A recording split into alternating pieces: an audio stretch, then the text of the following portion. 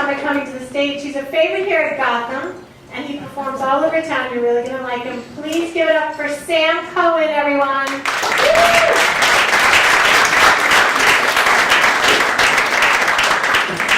All right, what's up?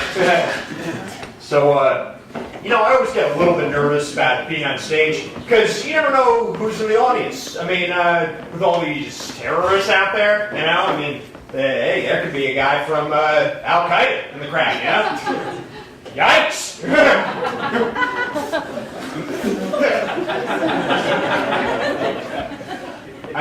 What if he doesn't like my jokes, Hey, that wasn't funny. Talk about a heckler, But, if you think about it, there's really no point to killing a comedian. It wouldn't make you famous. Like, you know how John Hinckley Jr. got famous for shooting President Reagan? Well, you think anyone would remember him if he shot Carrot Top? Yeah. So, I occasionally smoke a little weed, and I just hear people say, never operate heavy machinery while under the influence of marijuana. Oh, yeah, right. When I'm stoned, the first thing I want to do is drive a forklift. But I'm not one of these major potheads, like this one guy I heard about in the news. He cashed out his whole 401k and spent it all on weed. Kind of irresponsible, spending all his retirement money on weed. Hey, how's he going to pay for the snacks?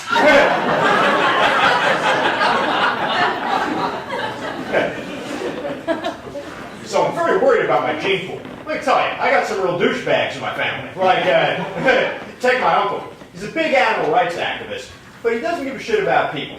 He goes to these rallies, save the whale, save the tiger. But if you ask him, what do you think about the death penalty? He's like, oh, fry them. Those guys are animals.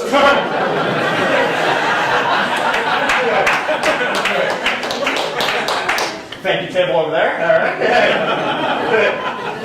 So, and as far, take his whole stance on women's rights. He always says women should be able to do the same things as men. Except play football and vote. And as far as gay marriage, he says, if my son wants to marry a guy, that's okay, as long as he doesn't expect me to pay for the wedding. The father of the bride pays for the wedding. Hey, he's got a dick, I ain't paying.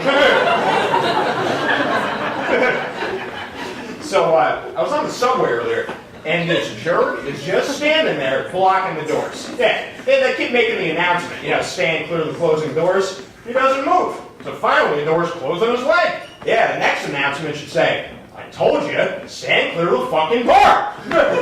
Asshole. I saw another guy on the subway.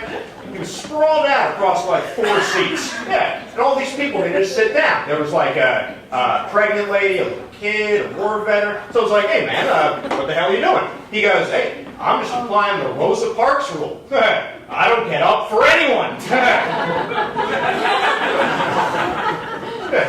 So saw this sign that said, a crowded subway is no excuse for inappropriate sexual conduct.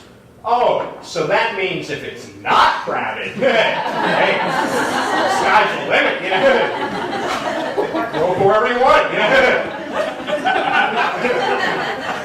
So, I saw an ad on the subway for a Caribbean resort. It said, close your eyes and imagine you're in a tropical paradise. So I thought, well, I'm on the subway, but I'll give it a shot. It's like, all right, I see a beach, palm trees, the ocean. All I smell is piss.